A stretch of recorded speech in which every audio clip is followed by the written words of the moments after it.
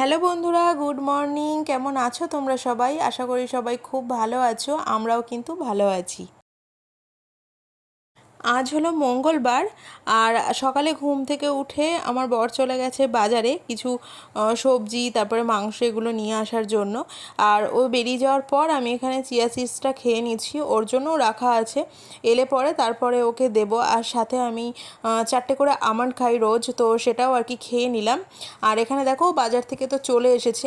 আর এই মাছটা কিন্তু ও আনেনি, মানে আমাদের পাড়ায় একজন আসে মাছালা, তো তার কাছ থেকে নিয়েছি। এটা হচ্ছে ওই পোয়া ভোলা বলে না, না ভোলা, সাদা ভোলা জাতীয়।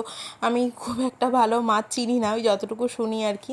তো সেইটা আর কি নিলাম। ওই 5টাই ছিল, মাছগুলো বেশ ভালো লাগলো, সাইজটাও ভালো লাগলো। তো ওই জন্য ওই মাছ নিলাম, আর দামটাও অনেকটা কম ছিল।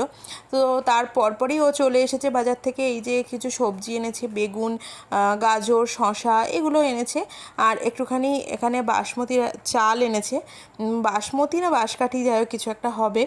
আর এর মধ্যে আছে মাংস। তো বেশ অনেক দিন ধরে, মানে গত কয়েকদিন ধরে আর কি মানে মাংস খেতে ইচ্ছা করছিল। তো সেই জন্য ওকে বললাম যে একটু যাও অল্প করে একটুখানি মাংস নিয়ে আসো। তো সেই জন্যই ও বাজারে গিয়েছিলো মেনলি মাংসটাই আনার জন্য। আর কি বলো তো, আমার বর না খুব একটা ওই বাজার করার ধরনটা মানে এখনও পর্যন্ত সেইভাবে বুঝে উঠতে পারেনি। আর এখনও পর্যন্ত বলতে কি বেশ কিছুদিন হলো তো বাজার করছে, তবু আর কি এখনও পর্যন্ত বুঝতে পারে না। কারণ আজকে কি হয়েছে, আমি বলেছি গোটা মাংস নিয়ে আসতে। গোটা মাংস আনলে আমার সুবিধা হয় কি অন্যরকমভাবেও মাংসটা তৈরি করে খাওয়া যায়, কারণ ওখানে আমি হাড়ের মাংসও পাই আর বোনলেসও পাই। তো আজকে গোটা ভালো ছিল না বলে কাটাই আর কি নিয়ে এসেছে। তো তখন আমাকে ফোন করলো, তো আমি বললাম যে ঠিক আছে, তুমি তাহলে 1 কেজি মতন কাটা নিয়ে আসো, আর হাফ মানে 500 মতন আর কি সলিড নিয়ে আসো। আরও দোকানদারকে বলেছে আমাকে সব মিলিয়ে 1.5 কেজি মাংস দাও, মানে বোনলেসও দেবে, সবই দেবে। আর তো মানে আমার চোখের আন্দাজে দেখে যেটা মনে হলো যে 1 কেজি তো হাড়ের মাংস দেয়নি, ওই 800 850 মতন খুব বেশি হলে হয়তো দিয়েছে। আর মানে এটাই হচ্ছে কি, আমি তো মানে বেশি দাম দিয়ে নিয়েছি, হাড়ের মাংসটাই নিয়েছি। আমাদের এখানে যেখান থেকে বলা হয় সেখান থেকে হাড়ের মাংস দেয়। তো আমি সেখানে বেকার কেন আমি বোনলেসটা আলাদা করে মানে ওর সাথে আনতে যাব।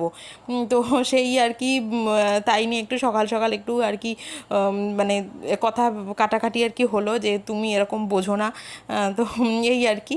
আর দেখো আমি সকালবেলাতে ইডলি নিয়েছিলাম, আমাদের ওই পাড়াতেই একজন ইডলি বিক্রি করতে আসে, তো তার কাছ থেকে নিয়েছিলাম। আর সত্যি বলতে কি, এই ইডলিগুলো প্রথম যখন খেয়েছিলাম তখন খুব ভালো লেগেছিল, কিন্তু আমি গত 2 দিন আগে বাড়িতে বানিয়েছিলাম, মানে ইডলি ওই সুজি দিয়ে ইডলি বানিয়েছিলাম। ওই উত্তাপাম মতন করেছিলাম, আর বাটির মধ্যে না মানে যেহেতু আমার ইডলির যে মেকারটা থাকে ওই ছোটো ছোটো ছাঁচের যেগুলো থাকে ওগুলো নেই, তো ছোট্ট ছোটো বাটির মধ্যে তেল দিয়ে আর কি স্টিম করেছিলাম। তো মানে এত সুন্দর হয়েছিল ওগুলো, মানে এত সুন্দর নরম হয়েছিল। আর তার উপর বাদামে যে চাটনিটা করেছিলাম না, ওটাও ভীষণ সুন্দর হয়েছিল।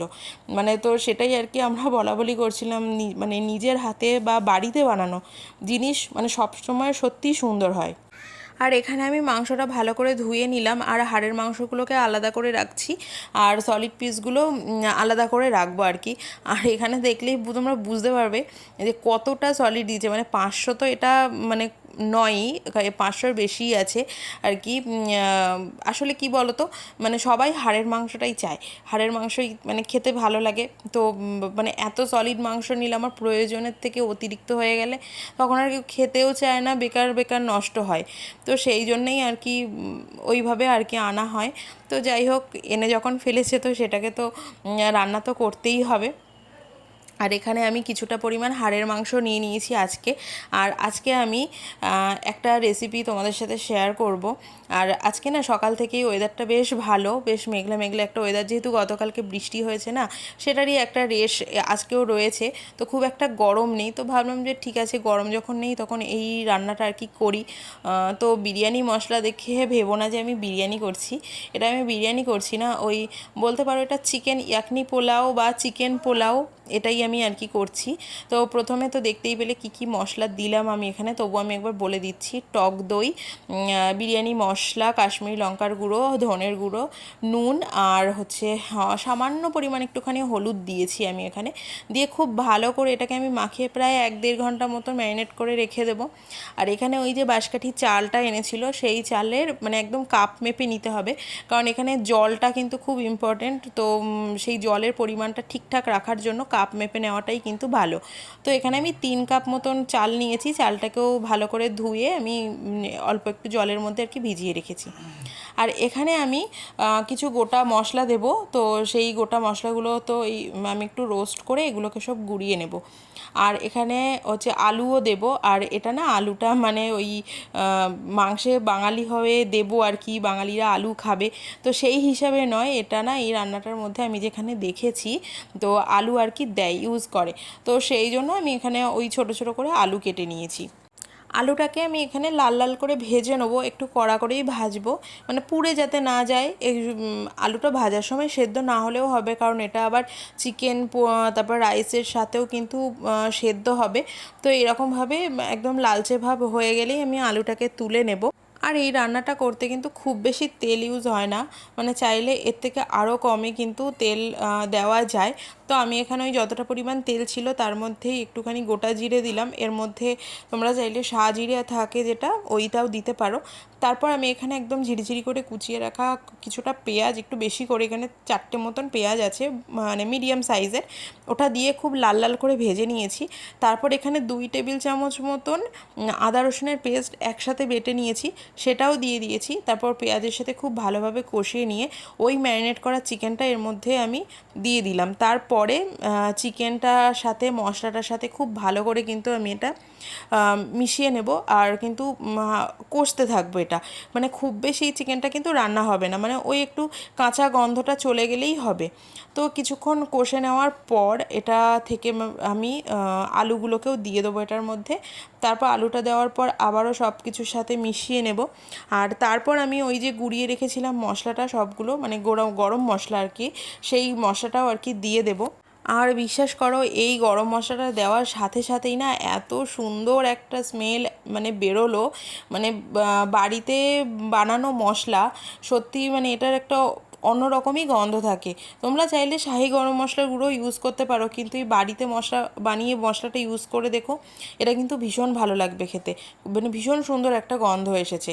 তারপর ওই এটার মধ্যে ভিজিয়ে রেখেছিলাম যে চালটা, বাঁশকাঠির চালটা, তো তোমরা এখানে বিরিয়ানি চালও ব্যবহার করতে পারো, সেইটা কিন্তু দিয়ে দিলাম।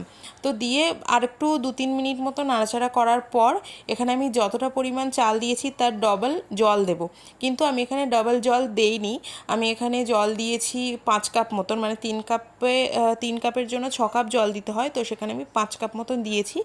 তো একটু কম দিলে না চালগুলো খুব ভালো ঝরঝরে হয়। তো তারপর চাপা দিয়ে এরকম ফুট আসে, মানে ফুটটা এসে গেলেই আঁচটাকে কমিয়ে আবার বন্ধ করে দিতে হবে। বন্ধ করে দেওয়ার পর তারপর এই যে জলটা পুরোপুরিভাবে শুকিয়ে গেলে এর মধ্যে তোমরা আরেকটু চাইলে বিরিয়ানি মশলা দিতে পারো। তো আমি এখানে একটু কাঁচা লঙ্কা দিয়ে দিলাম, চিড়ে রেখেছিলাম কাঁচা লঙ্কাটা, আর একটুখানি ঘি দিয়ে দিলাম। তো অল্প করেই ঘিটা দিয়েছি, তোমরা চাইলে আরও অনেকটা বেশি করেই দিতে পারো। তো এরপর আর কিছু না, গ্যাসটাকে বন্ধ করে দিয়ে চাপা দিয়ে রেখে দিতে হবে, বাদবাকিটা কিন্তু স্টিমেই হয়ে যাবে। আর আমি এখানে কিছুটা স্যালাডও আর কি করে নিচ্ছি, শসা পেঁয়াজই আছে স্যালাডের মধ্যে। আর জলটা যখন দেওয়া হবে তখন কিন্তু নুন মিষ্টি এইগুলো সব কিছু ঠিকঠাক আছে কিনা তোমরা কিন্তু অবশ্যই দেখে নেবে। তো আমিও কিন্তু দেখে নিয়েছি সেটা। আর এখন আমার রান্নাবান্না সব কিছুই কমপ্লিট হয়ে গেছে। আর এই চিকেন পোলাওটা না ভীষণ সোজা, মানে যেহেতু একবারেই হয়ে যায়, আলাদা করে রান্না করতে হয় না, মানে ভাতও করতে হয় না, যেভাবে আর কি বিরিয়ানি করে ওই ওই রকম তো নয় এটা আর কি। চিকেন পোলাও একবারেই মানে সব কিছু চাপিয়ে দিলে হয়ে যায়, আর এটা কিন্তু খেতেও খুব সুন্দর হয়। তো মাঝে মধ্যে কিন্তু এরকম ফাঁকিবাজি রান্না চলতেই পারে। তো এখন সকাল থেকে তো বিছানা কিছুই আর গোছাতে পারিনি, এখন এসেছি রান্নাঘরটার সব কিছু পরিষ্কার করে বিছানাটা তুলতে। ওই বেড কভারটা অনেক দিন ধরে পাতা ছিল, ওটাকে এবার তুলে দেব। আর গরমকালে না মানে বিছানার চাদর বেশি দিন আর কি রাখতে একদমই ইচ্ছা করে না, তো ওটাকে কাচতে দেব বলে তুলে দিলাম, আর একটা নরম দেখে বিছানার চাদরটা পেতেও দিলাম। আর এখানে এই বিল্লিটাকে খেতে দিলাম, দেওয়ার পরে এবারে আমরা স্নান টান করে এসে আমাদের নিজেদের জন্য আর কি খাবারটা বেড়ে নেবো।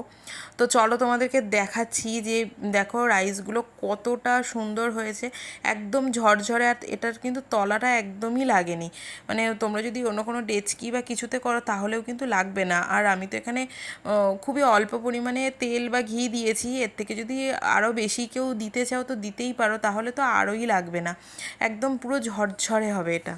আর এখন কিন্তু এই কথাটা ফেসবুক খুললেই কিন্তু খুব মানে দেখা যাচ্ছে যে চলছে, একদমবারে ঝরঝরে পোলাও ঝরে ঝরে পড়ছে, ঝরে ঝরে পড়ছে।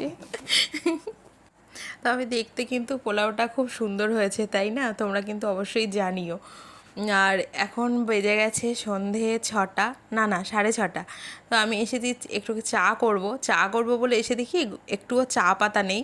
তো বাধ্য হয়ে আর কি একটু কফি বানিয়ে নিচ্ছি, কারণ এখন আর মানে দোকানে যেতে আর ইচ্ছা করছে না। আর আমার বরকে বললে ও যাবেও না, কারণ এখনও অফিসও শেষ হয়নি। তো সেই জন্য আর কি কফিই করে নিচ্ছি। আর আমি না ভুল করে চিনি দিয়ে ফেলেছি কাপের মধ্যে, মানে সুগার ফ্রি দেই, ভুল করেই আর কি চিনি দিয়ে ফেললাম। আর অনেক সময় না রান্না মানে দেখে বা রান্নাগুলো শুনে মনে হয় যে কত ভালো ভালো রান্না করছে বা কত সুন্দর সুন্দর রান্না, ভালোই তো, মানে অনেকে আর কি বলে, সবাই বলছি না, কিছু কিছু মানুষজন আর কি মনে করে। কিন্তু বিশ্বাস করো এই ধরনের রান্নাগুলো না শুনতেই, নামটা মানে শুনতেই ওই রকম বিশাল কিছু। আর একদমই কিন্তু সেটা নয়। দেখো এটা কত সহজে হয়ে গেল, আমাকে আলাদা করে চিকেনও করতে হলো না, ভাতও রান্না করতে হলো না, কিছুই করতে হলো না। কিন্তু অন্য কোনো সময় মানে শুধু যদি আমি মাংস করতাম তাহলে মাংস ভাত তার সাথে আরও কিছু করতে হতো, সেখানে কিন্তু সময়টা আরও বেশি যেত। কিন্তু এই নামগুলো শুনে কিন্তু মনে হয় যে বিশাল কিছু। তাহলে চলো সন্ধ্যার চাটা আমরা খাই বসে বসে। আর দেখো এখানে খুনসুটিও চলছে ওই সেই সকালের বিষয়টা নিয়ে, মাংস কেনা নিয়ে। তো চলো তাহলে আজকের মতন ভিডিওটা আমি এখানেই শেষ করছি। যদি ভিডিওটা ভালো লাগে তাহলে অবশ্যই লাইক শেয়ার কমেন্ট করে দিও, আমার চ্যানেলটাকে সাবস্ক্রাইব করে আমার পাশে থেকেও। চলো টাটা, গুড নাইট।